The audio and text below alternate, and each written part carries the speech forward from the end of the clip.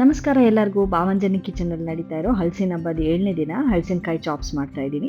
ಇದು ಮಾಡೋಕ್ಕೆ ಬೇಕಾಗಿರೋ ಇಂಗ್ರೀಡಿಯೆಂಟ್ಸ್: ನಾನು ಹಲಸಿನಕಾಯಿ ಹೆಚ್ಚಿಟ್ಕೊಂಡಿದ್ದೀನಿ, 2 ಮೀಡಿಯಮ್ ಸೈಜ್ ಟೊಮ್ಯಾಟೊ, ಇಲ್ಲಿ ಕಡಲೆಕಾಳು ಮತ್ತು 2 ಮೀಡಿಯಮ್ ಸೈಜ್ ಟೊಮ್ಯಾಟೊ, ರುಚಿಗೆ ಉಪ್ಪು, ಜೀರಿಗೆ, ಸಾಸಿವೆ, ಮೆಂತ್ಯ ಸೊಪ್ಪು, ಪುದೀನ ಸೊಪ್ಪು, ಕೊತ್ತಂಬರಿ ಸೊಪ್ಪು, ಹಾಗೆ ಕರಿಬೇವು ಸೊಪ್ಪು.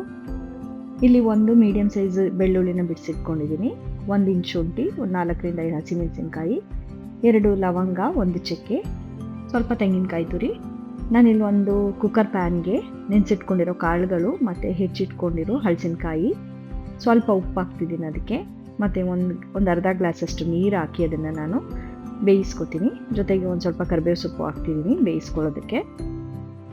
ಈಗ ಇನ್ನೊಂದು ಬಾಣಲೆಗೆ ಒಂದು ಸ್ವಲ್ಪ ಎಣ್ಣೆ ಹಾಕಿ, ಎಣ್ಣೆ ಕಾದ್ಮೇಲೆ ಒಂದು ಈರುಳ್ಳಿ ಹಾಕ್ತಾ ಇದ್ದೀನಿ, ಜೊತೆಗೆ ಶುಂಠಿ, ಬೆಳ್ಳುಳ್ಳಿ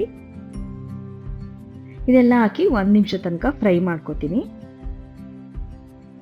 ಫ್ರೈ ಆದಮೇಲೆ ನಾನು ಹಸಿಮೆಣಸಿನ್ಕಾಯಿ, ಚಕ್ಕೆ, ಲವಂಗ ಇದನ್ನು ಹಾಕಿ ಒಂದು 30 ಸೆಕೆಂಡ್ಸ್ ಹಾಗೆ ಫ್ರೈ ಮಾಡ್ಕೊತೀನಿ. ಆಮೇಲೆ ಎಲ್ಲ ಸೊಪ್ಪುಗಳು ಹಾಕಿ, ತೆಂಗಿನಕಾಯಿ ತುರಿ ಹಾಕಿ ಒಂದು 2 to 3 ಸೆಕೆಂಡ್ಸು ಹಾಗೆ ಬಿಸಿ ಮಾಡ್ಕೊತೀನಿ ಅಷ್ಟೇ, ಜಾಸ್ತಿ ಫ್ರೈ ಮಾಡಲ್ಲ.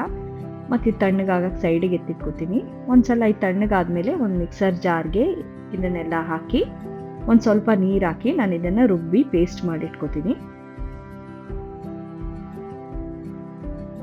ಇನ್ನೊಂದು ಪಾತ್ರೆಗೆ ಒಂದು ಸ್ವಲ್ಪ ಎಣ್ಣೆ ಹಾಕಿ ಅದಕ್ಕೆ ಸಾಸಿವೆ ಸಿಡಿದ್ಮೇಲೆ ಜೀರಿಗೆ, ಹೆಚ್ಚಿಟ್ಕೊಂಡಿರೋ ಈರುಳ್ಳಿ ಮತ್ತು ಒಂದು ಕರಿಬೇವು ಗರಿ ಇದನ್ನು ಹಾಕಿ 1 ನಿಮಿಷ ಹೀಗೆ ಫ್ರೈ ಮಾಡ್ಕೊತೀನಿ ನಾನು.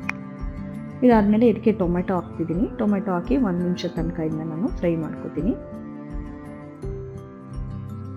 ಈಗ ಇದಕ್ಕೆ ರುಬ್ಬಿಟ್ಕೊಂಡಿರೋ ಮಸಾಲ ಹಾಕ್ತಿದ್ದೀನಿ. ಇದು ಚೆನ್ನಾಗಿ ಕುದಿಸ್ಕೋಬೇಕು, ಎಣ್ಣೆ ಬಿಡೋ ತನಕ ಕುದಿಸ್ಬೇಕು. ಇದು ಒಂದ್ಸಲ ಎಲ್ಲ ಚೆನ್ನಾಗಿ ಕುದ್ಮೇಲೆ ನಾನು ಇದಕ್ಕೆ ಬೇಯಿಸಿಟ್ಕೊಂಡಿರೋ ಕಾಳುಗಳು ಮತ್ತು ಹಲಸಿನಕಾಯಿ ಹಾಕ್ತಿದ್ದೀನಿ. ನೀವು ಈ ಸ್ಟೇಜಲ್ಲಿ ಉಪ್ಪು ನೋಡ್ಕೋಬೇಕು, ಉಪ್ಪು ಬೇಕಂದರೆ ಉಪ್ಪು ನೀವು ಹಾಕೋಬೋದು. ಇದಕ್ಕೆ ನಾನು ಒಂದು ಅರ್ಧ ನಿಂಬೆಹಣ್ಣು ಹಿಂಡ್ತಾ ಇದ್ದೀನಿ. ನಿಂಬೆಹಣ್ಣು ಆಪ್ಷನಲ್ಲು, ಬಟ್ ಹಾಕಿದ್ರೆ ಟೇಸ್ಟ್ ಚೆನ್ನಾಗಿರುತ್ತೆ. ಜೊತೆಗೆ ಒಂದು ಸ್ವಲ್ಪ ಕೊತ್ತಂಬರಿ ಸೊಪ್ಪು.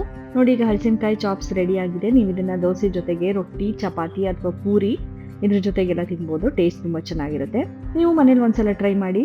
ರೆಸಿಪಿ ಇಷ್ಟ ಆದರೆ ಲೈಕ್ ಮಾಡಿ, ಶೇರ್ ಮಾಡಿ. ಹಾಗೆ ನೀವೇನಾದರೂ ಮನೇಲಿ ಟ್ರೈ ಮಾಡಿದ್ರೆ ಹೇಗಿತ್ತು ಅಂತ ಕಮೆಂಟ್ ಮಾಡಿ.